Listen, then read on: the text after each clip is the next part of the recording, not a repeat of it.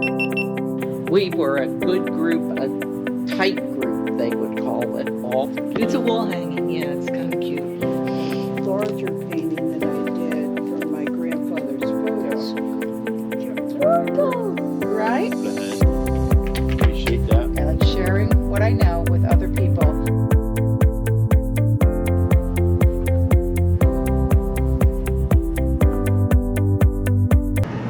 Hello, our names are Chase and Jaxson. Today is April 29th, 2026.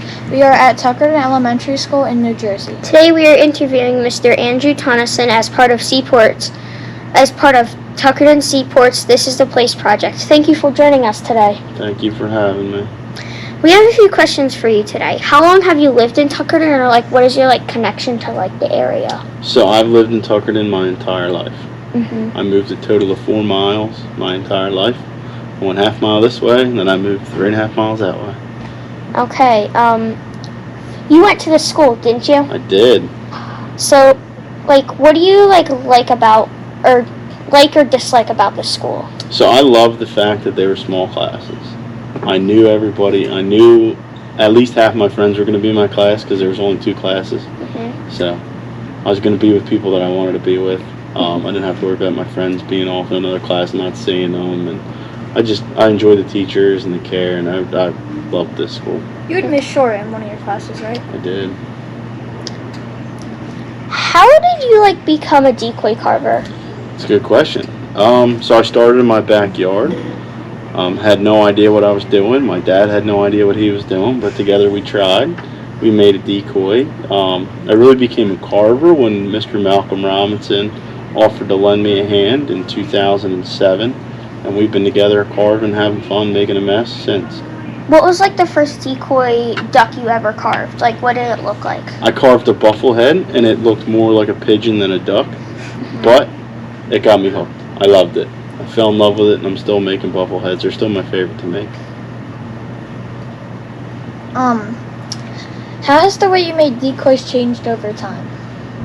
It's a great question. So you kind of create a style. So I started off using other people's patterns, whether it be Malcolm's patterns or patterns I found out of a book from Harry Shorts and Tony Hillman. Over time I started drawing my own, kind of like we all have a different handwriting, right? It's all the same thing, but it's just a little bit variations. It's kind of like a decoy. You create your own style. So I started drawing my own patterns, coming up with my own paint styles, and that's really how it changed. How are the ducks different in Tuckerton than other places? That's a great question. So we have, the way they're constructed in New Jersey is unique. They're 3-piece construction, 2 for the body and 1 for the head. When you shake that, when you shake that, you hear it's hollow. We do that because the old timers needed to. Weight was super important here. If you go down south and hunt in deeper water, they get away with a solid bird. Is it too heavy if it's not hollowed out? Not too heavy to float, but it's too heavy for the sneakbox. So Barnegat Bay sneakbox is 12 foot long, 4 foot wide. So to be able to fit 40 or 50 of these in the back of that decoy, in the back of that boat, you need a light decoy. So weight does matter. You go down south, you're hunting out of a 25-foot boat. They could be concrete blocks, and it wouldn't bother the boat. Have you ever hunted at the duck decoy shack? I do hunt around here a lot, and I do carve at the Seaport. I've never hunted at the Seaport. The game warden wouldn't like that. Yeah, I wouldn't either. Yeah, because there's a lot of houses around there. How does living in Tuckerton impact your life as a decoy carver? So I go with the traditional Barnegat Bay style. Said if I lived down south, I would carve in a Chesapeake style or North Carolina style. But we're from Tuckerton, and this is where the Barnegat Bay style originated. So I try to stick with that tradition as much as I can. What duck do you like? What duck do you hunt the most? Or what duck do you see the most that you hunt a lot? What duck is your the common duck that you hunt? So it depends. If I'm chasing diver ducks, I like to try to shoot broadbills, but I shoot a lot of buffleheads. If I'm hunting puddle ducks, it's usually mallards and black ducks. I like them better. They taste a lot better. Sure, yeah. Besides carving, what else do you do for work or hobbies? So I am a fire warden with New Jersey Forest Fire Service. So I work directly for Smokey Bear. Smokey Bear. I've seen like billboards around. Isn't it like that bear that is holding like a Yep, whatever? bear holding a shovel. And Only you can prevent wildfires. And it like the bear's wearing like that Yep, like hat. campaign hat. Does it have like boots on too? I think. No, he doesn't have boots on, but we do. I've seen those billboards a lot when I go driving. Yep, that's Are you- us. Are you like one of the persons that does the controlled fires too? I am. Yep. So we do all prescribed burn in the state, all fire suppression. So anything to do with fire in the woods is what I do for What is a like real the job. thing that's burnt the most when you guys go and like burn, or like what things are like what things are the most flammable? So if I- we all have you ever the eaten at things. Lucille's? Drive up 539. The trees go from real tall to real short. Yeah. That's the most flammable. Like the leaves or the It's the pine needles or the pine Yeah. trees, the pygmy pines. When they get real short, real thick, that's the most volatile fuel we have Mhm. in New Jersey. And it's almost the most volatile in the nation.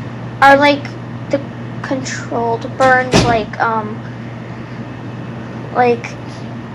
are they usually big controlled burns that you do, or are they It depends. usually like the smaller ones? I've done as little as an acre for people. I've done as much as 2,500 acres in a day. It depends on what we're doing. It depends on what we're trying to achieve. You know, if I'm burning for a private landowner that just wants their yard cleaned up, then they do it low and slow. But if I'm burning somewhere like the Pine Plains and the Pygmy Pines where it needs to be burnt hot, then I'll burn it hot and fast. What do you hope people understand about Tuckerton, or is it traditions when they see your decoys? Say that question again? Sorry. What do you hope people understand about Tuckerton, or is it traditions when they see your decoys? So I hope that they understand that we take a lot of pride in our birds, right? They're simple. Our birds are not they're pretty. They are very pretty, but they're not the most gaudy. They're not going to get up and fly away. But they can. There's beauty in the simplicity of it, and I hope they take that, and realize that, they're very simple birds, but they're very well crafted birds, right? We pay attention to details. We don't need to hide underneath a bunch of feathers to make them look good. Is there anything else you would like to share with us? No, that's it. Thank you guys very much. A lot of great questions. Welcome. You have a good day. Thank you. You as well.